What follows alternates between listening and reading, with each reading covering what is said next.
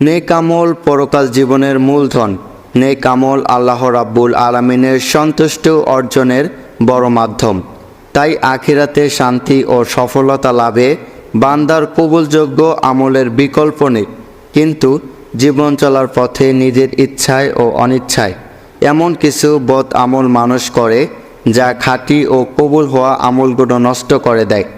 আজকে এই ভিডিওতে নেক আমল নষ্টকারী সেই বদ আমলগুলো নিয়ে আলোচনা করা হবে ইনশাআল্লাহ। তাই ভিডিওটা না টেনে সম্পূর্ণ দেখার অনুরোধ রইল। রিয়া বা অলৌকিকতা। মানুষের নিয়ত নির্ভর আমলের ওপর আখিরাতের প্রতিদান নির্ধারিত হয়। তাই আমল হতে হবে একনিষ্ঠাভাবে। অলৌকিকতাপূর্ণ আমল আল্লাহ রাব্বুল আলামিনের কাছে গ্রহণযোগ্য নয়। মাহমুদ ইবনে লাদিব রাদিয়াল্লাহু তাআলা আনহু থেকে বর্ণিত, রাসূলুল্লাহ সাল্লাল্লাহু আলাইহি ওয়াসাল্লাম বলেছেন, আমি তোমাদের ওপর যা ভয় করি তার মধ্যে সবচেয়ে ভয়ঙ্কর হচ্ছে শিরকে আসগর বা ছোট শিরক। তারা বলবে, হে আল্লাহর রাসূল সাল্লাল্লাহু আলাইহি ওয়াসাল্লাম, শিরকে আসগর কি? তিনি বলেন, রিয়া, লোক দেখানো আমল। আল্লাহ তাআলা কিয়ামতের দিন রিয়াকারীদের বলবেন, যখন মানুষকে তাদের আমলের বিনিময় দেওয়া হবে, তোমরা তাদের কাছে যাও যাদের তোমরা দুনিয়াতে আমল দেখাতে, দেখো তাদের কাছে কোনো প্রতিদান পাও কি না। গোপনে হারাম কাজে লিপ্ত হওয়া।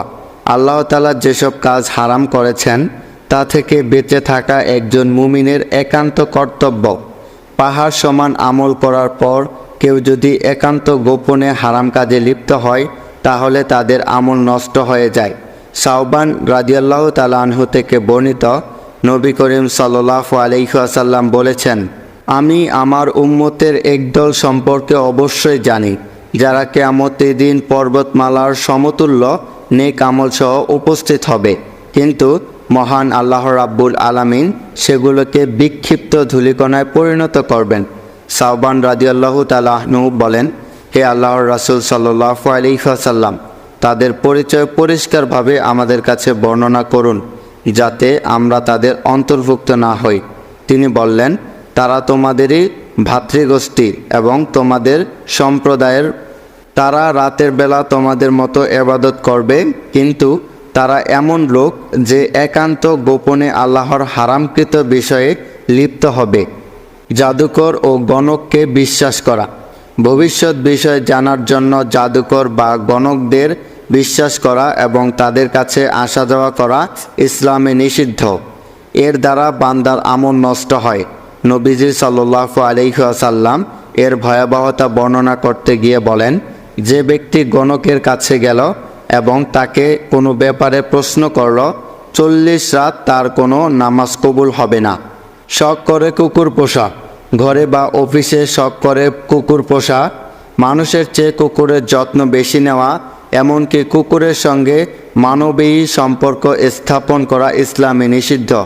এর মাধ্যমেও নিজেদের আমল নষ্ট হয়। সাহাবী ইবনে ওমর রাদিয়াল্লাহু তাআলা আনহু থেকে বর্ণিত, রাসূলুল্লাহ সাল্লাল্লাহু আলাইহি ওয়াসাল্লাম বলেছেন, যে ব্যক্তি শিকার করা বা গবাদি পশু পাহারা অথবা শস্যক্ষেত্র পাহারা দেওয়ার উদ্দেশ্য ছাড়া কুকুর লালন পালন করে, প্রতিদিন ওই ব্যক্তির 2 কিরাত পরিমাণ নেকি বা আমল নষ্ট হয়। হাদিসে আছে, 1 কিরাত হলো উহুদ পাহাড় সমপরিমাণ। আল্লাহর নামে মিথ্যা শপথ করা। আল্লাহর নামে মিথ্যা শপথ করা মারাত্মক গুনাহ। এই মিথ্যা শপথে বান্দার আমল নষ্ট হয় এবং আল্লাহ তাআলার অসন্তুষ্টি তার ওপর বর্ষিত হয়। জুনায়েদ রাদিয়াল্লাহু তাআলা আনহু থেকে বর্ণিত, রাসূলুল্লাহ সাল্লাল্লাহু আলাইহি ওয়াসাল্লাম বলেছেন, এক ব্যক্তি বলল, আল্লাহর শপথ, আল্লাহ অমুক লোককে মাফ করবে না। আর আল্লাহ তাআলা বলেন, ওই ব্যক্তিকে যে শপথ খেয়ে বলে যে আমি অমুককে মাফ করব না, আমি তাকে মাফ করে দিলাম এবং তোমার শপথ নষ্ট করে দিলাম। বিদআতের প্রচার প্রসার করা। ইসলাম ধর্মে নতুন কিছু তৈরি করা নিষিদ্ধ। যে ব্যক্তি তা করবে এর দায় তাকেই বহন করতে হবে। উম্মুল মুমিনিন আয়েশা রাদিয়াল্লাহু তাআলা আনহা বলেন, রাসূলুল্লাহ সাল্লাল্লাহু আলাইহি ওয়াসাল্লাম বলেছেন, যে ব্যক্তি আমাদের এই ইসলাম ধর্মে কোনো নতুন কিছু সৃষ্টি করে তোমরা তার কথা প্রত্যাখ্যান করো। আলেম ওলামা এ বিষয়ে একমত। যে কোনো আমল ও ইবাদত দুটি শর্ত ছাড়া কবুল হয় না। 1 নম্বর শর্ত ইখলাস তথা নিয়তের বিশুদ্ধতা, যেমন হাদিসে এরশাদ হয়েছে, নিশ্চয়ই আমলের ফলাফল নির্ভর করে নিয়তের ওপর। 2 নম্বরটি হচ্ছে রাসূলুল্লাহ সাল্লাল্লাহু আলাইহি ওয়াসাল্লাম এর আনুগত্যপূর্ণ অনুসরণ করা। সুতরাং আল্লাহর কাছে নিজেদের আমল গ্রহণযোগ্য করতে বিদাতি কর্মকাণ্ড থেকে বেঁচে থাকার বিকল্প নেই। মুরতাদ বা ঈমান ত্যাগকারী হওয়া, আল্লাহর ওপর পূর্ণ আস্থা ও বিশ্বাস আনার পর তাকে অস্বীকার করা এবং কুফরির জন্য হৃদয় উন্মুক্ত রাখাকে মুরতাদ বা ঈমান ত্যাগকারী বলা হয়। শরীয়তে ঈমান ত্যাগকারীর ইহকাল ও পরকালে অনেক শাস্তির কথা বলা হয়েছে। তাদের জন্য ছোট একটি শাস্তির দিক হলো যাবতীয় আমল নষ্ট হয়ে যাওয়া। আল্লাহ রাব্বুল আলামিন বলেছেন, তোমাদের মধ্যে যারা নিজেদের দিন থেকে ফিরে যাবে এবং কাফির অবস্থায় মৃত্যুবরণ করবে, দুনিয়া ও আখিরাতে তাদের যাবতীয় আমল নষ্ট হয়ে যাবে, আর তারাই হলো জাহান্নামবাসী। জাহান্নামে তারা চিরকাল বাস করবে।